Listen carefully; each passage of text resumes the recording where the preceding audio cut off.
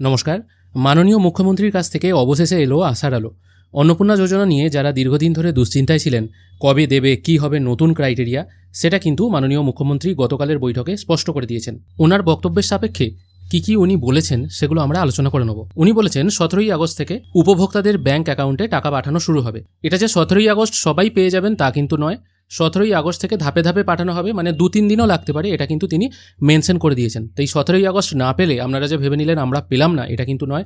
18 তারিখও পেতে পারেন, 19 তারিখও পেতে পারেন, বা ওই সপ্তাহের মধ্যে 3-4 দিনের মধ্যেও কিন্তু পেয়ে যেতে পারেন। আর এটা ফার্স্ট টাইম বলে দেরি হচ্ছে, এরপর কিন্তু প্রতি মাসের দ্বিতীয় সপ্তাহে আপনারা টাকা পেয়ে যাবেন, এটাও কিন্তু মেনশন করে দিয়েছেন। এর মধ্য দিয়ে ইতিমধ্যে যারা ভেরিফাইড হয়েছেন সংখ্যাটা অনেক, গত মাসের থেকেও অনেক বেশি, তাদের অর্থ দপ্তর 17 তারিখ থেকে এত বিরাট এলাকা বিরাট টাকা 2-3 দিন লাগবে অ্যাকাউন্টে ট্রান্সফার তারা করতে থাকবেন। এটা প্রতি মাসে হবে না, প্রতি মাসেই যারা ভেরিফাইড হলেন তারা মাসের দ্বিতীয় সপ্তাহে। এর পরেও আমরা একটা অভিযোগ পোর্টাল রাখবো, যে অভিযোগ পোর্টালে পরবর্তী সময়ে যে কেউ অভিযোগ করতে পারেন, এবং এই অভিযোগ নিষ্পত্তি করার জন্য আমরা সংশ্লিষ্ট ব্লকের বিডিওদেরকে বিশেষ দায়িত্ব, চিফ সেক্রেটারি দায়িত্ব ফিক্সড করে দেবেন। তারা হিয়ারিং নিয়ে একটা নির্দিষ্ট সময়ের মধ্যে নিষ্পত্তি করবেন। তৃতীয়ত তিনি বলেছেন একটি অভিযোগ পোর্টাল লঞ্চ করা হবে। দেখা গেল হয়তো কেউ টাকা পাওয়ার যোগ্য নয়, তিনিও পাচ্ছেন, অথবা আপনি হয়তো পাওয়ার যোগ্য, আপনি টাকা পাচ্ছেন না, সেক্ষেত্রে একটা অভিযোগ পোর্টাল লঞ্চ করা হবে। সেই নতুন ওয়েবসাইটে আপনারা আপনাদের সমস্যার কথা তুলে ধরবেন, সেটা বিডিওর কাছে চলে যাবে এবং বিডিও সেটাকে ভেরিফিকেশন করে তার কি সলিউশন আছে বা উত্তর কি আছে সেটা আপনাকে প্রোভাইড করবেন। আর কারা পাবেন কারা পাবেন না এই নিয়ে তো 19 তারিখেই একটা নোটিফিকেশন বের হয়েছিল।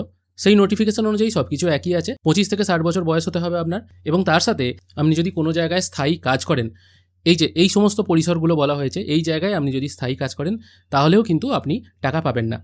স্ক্রিনটি পজ করে দেখে নিতে পারেন কোন কোন ক্ষেত্রে মহিলারা টাকা পাবে না, মানে কোন কোন কাজের সাথে যুক্ত থাকলে তারা টাকা পাবে না, এগুলো কিন্তু এখানে স্পষ্ট করে মেনশন করা আছে। শিশু ও নারী কল্যাণ দপ্তরের এটা হচ্ছে নোডাল এজেন্সি, ইমপ্লিমেন্টিং এজেন্সি। তাদের 19/5/2026 তারিখে 2411-WCD নম্বর বিজ্ঞপ্তির মাধ্যমে তারা একটা মোটামুটি এসওপি দেয়, তার ভিত্তিতেই ভেরিফিকেশন হয়েছে, এবং এই ভেরিফিকেশনে যারা যোগ্য বিবেচিত হয়েছেন, বৈধ হয়েছেন, তাদের অর্থ 17 তারিখ থেকে প্রদান করা হবে।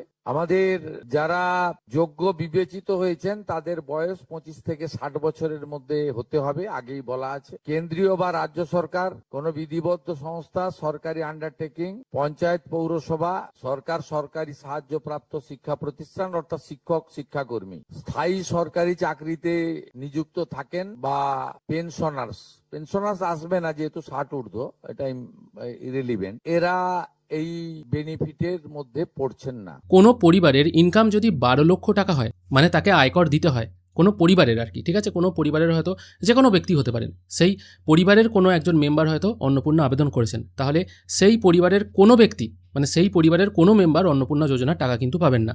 ওই মহিলাই যে আয়কর দেবেন তা কিন্তু নয়। পরিবারের কেউ যদি আয়কর দেন, সেই পরিবারের কোনো মহিলা অন্নপূর্ণা পাবে না, এবং কোনো মহিলা নিজে যদি প্রতি মাসে 10,000 টাকা বা তার বেশি ইনকাম করে, সেই মহিলাও অন্নপূর্ণা যোজনার সুবিধা পাবেন না। তাছাড়া যারা আয়কর প্রদান করেন, অর্থাৎ এখন আয়করের ঊর্ধ্ব সীমা হচ্ছে 12 লক্ষ টাকা বছরে, 12 লক্ষ টাকা পেরিয়ে গেলে আয়কর দিতে হয়। যে পরিবার আয়কর দেন, অর্থাৎ যার বাৎসরিক আয় 12 লক্ষ টাকা, সেই পরিবার এই কর্মসূচি অন্তর্ভুক্ত হওয়ার সুযোগ পাবেন না।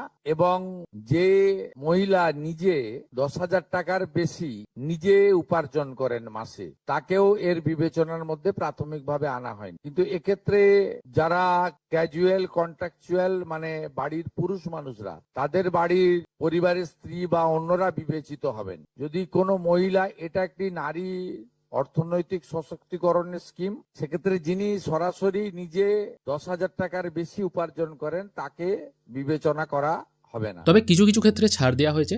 কেউ যদি প্রতিবন্ধী ভাতা পায়, মানে নতুন নিয়ম অনুযায়ী 1500 টাকা প্রতি মাসে, তাহলে সেই সমস্ত প্রতিবন্ধী মানুষরা অন্নপূর্ণা যোজনা টাকা পাবেন। তাহলে তারা প্রতি মাসে 3,000 প্লাস 1,500, টোটাল 4,500 টাকা পাবেন। এটা শুধুমাত্র যারা প্রতিবন্ধী ভাতা পাচ্ছেন এবং অন্নপূর্ণা যোজনা আবেদন করছেন তাদের জন্য। 25 থেকে 60-এর মধ্যে যারা 3,000 টাকার কম ভাতা পান, ধরুন উইডো পেনশন 1,500 টাকা এই মাস থেকে হয়েছে, গত মাস পর্যন্ত ছিল 1000 টাকা, তাদেরকে হায়ারটা দেওয়া হচ্ছে, 3000 টাকাটাই দেওয়া হচ্ছে অন্নপূর্ণা যোজনা। এই ধরনের যত স্কিম 25 থেকে 60 মহিলাদের রয়েছে যারা 3000 টাকার কম পান বিভিন্ন ভাতা, তাদেরকে 3000 টাকার অন্নপূর্ণা যোজনার ভাতাটাই দেওয়া হচ্ছে। এক্ষেত্রে দুটি ক্ষেত্রে আমরা শিথিল করছি।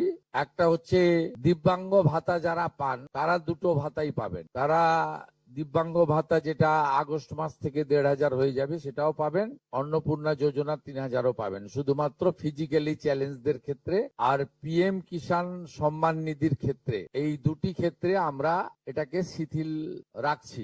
অর্থাৎ এটা অত্যন্ত খুশির খবর। যারা বিধবা ভাতা পাচ্ছিলেন তারা অনেকেই ভাবছিলেন বোধহয় আমরা 1500 টাকা বা 1000 টাকাতেই আটকে গেলাম, আমরা হয়তো 3000 টাকা পাবো না। হয়তো তাদের বয়স দেখা যাচ্ছে 25 থেকে 60-এর মধ্যে, কিন্তু তারা অন্নপূর্ণা যোজনাও পেতেন। কিন্তু এক্ষেত্রে রাজ্য সরকার বলছে যে 3000 টাকা যেটা অ্যামাউন্টটা বেশি সেইটাই দেওয়া হবে, মানে 3000 টাকার ভাতাটাই দেওয়া হবে। তাদের তখন উইডো পেনশন মানে বিধবা ভাতাটা বন্ধ হয়ে যাবে। বিধবা ভাতার যেহেতু অ্যামাউন্ট কম, 1000 টাকা ছিল, এ মাস থেকে বেড়ে বা সেপ্টেম্বর থেকে বেড়ে 1500 হওয়ার কথা, সেক্ষেত্রে তাদের সেপ্টেম্বর থেকে ওই বিধবা ভাতাটা বন্ধ হবে এবং অন্নপূর্ণা যোজনা 3000 টাকা কিন্তু তারা পেতে শুরু করবেন। আর একটা জায়গায় সব থেকে সমস্যা হচ্ছিল 3 কামরার রুম নিয়ে। এর আগে অনেকেরই টাকা আটকে ছিল, বলা হচ্ছিল নাকি 3 কামরার রুম থাকলে টাকা দেবে না। এই নিয়মটা কিন্তু গ্রামের ক্ষেত্রে নয়। গ্রামে যদি আপনার 3 কামরা বা তার অধিক বাড়ি থাকে তাহলে কিন্তু আপনি টাকা পাবেন। শহরের ক্ষেত্রে এই নিয়মটা লাগু হচ্ছে, মানে শহরে যদি কারোর 3 কামরা বা তার বেশি রুম থাকে তাহলে সে কিন্তু বা সেই পরিবারের কেউ কিন্তু অন্নপূর্ণার টাকা পাবে না। এছাড়াও এর আগে যেটা অনেক মহিলার নাম বাদ চলে গেছিল, 3 কক্ষ বিশিষ্ট বাড়ি, এটা গ্রামের ক্ষেত্রে এক্সাম্পট করে দেওয়া হয়। গ্রামের ক্ষেত্রে কোনো বাড়ির সংখ্যা রাখা হয়নি, শিথিল করে দেওয়া হয়েছে। অর্থাৎ গ্রামীণ এলাকার মহিলারা এবারে আরো বেশি সংখ্যায় সুযোগ পাবেন।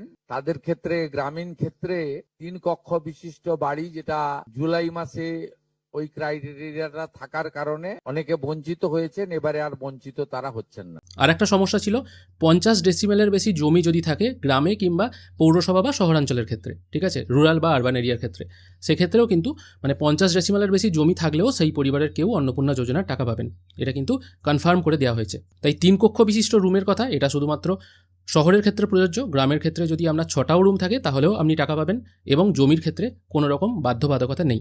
জমির পরিমাণের ক্ষেত্রেও যে 7টি কর্পোরেশন রয়েছে সেখানে 50 ডেসিমেলের বেশি জমির মালিকানা যারা কর্পোরেশন এলাকা, কলকাতা, হাওড়া কর্পোরেশন এলাকা 7টি, পৌর এলাকা এবং গ্রামীণ এলাকাতে ছাড় দেওয়া হয়েছে জমির পরিমাণের ক্ষেত্রে। এর ফলেও আরো অধিক সংখ্যক মহিলা, গ্রামীণ মহিলারা বিশেষ করে, এবারে আপনার অর্থ পাওয়ার ক্ষেত্রে সুযোগ পাবেন। আমরা আশা করি আপনাদের জিনিসটা ক্লিয়ার করে বোঝাতে পারলাম। মাননীয় মুখ্যমন্ত্রী অন্নপূর্ণা যোজনা পাওয়ার ক্ষেত্রে যে সমস্ত শর্তগুলো লাগু করেছেন সেগুলো কি হতে চলেছে। 17 তারিখ থেকে সবাই টাকা পাবেন, 17 তারিখে না পেলে 3-4 দিন পর টাকা পাবেন, এটা কিন্তু মাননীয় মুখ্যমন্ত্রী বলেই দিয়েছেন। আর একটা কথা তিনি একদম শেষকালে বলেছেন, 99% টাকা দিয়ে দেওয়া হবে, 1% হয়তো আটকাতে পারে। এবার সেক্ষেত্রে যখন অভিযোগ পোর্টাল লঞ্চ হবে সেখানে আপনাকে বলতে হবে আপনি যোগ্য হয়েও কেন টাকা পেলেন না। আর বাকি সমস্ত কথা 17 তারিখেই মাননীয় মন্ত্রী জানিয়ে দেবেন। অনেকেই গতকাল থেকে অনেকেই কমেন্ট করেছিলেন, আশা করি আপনাদের বোঝাতে পারলাম।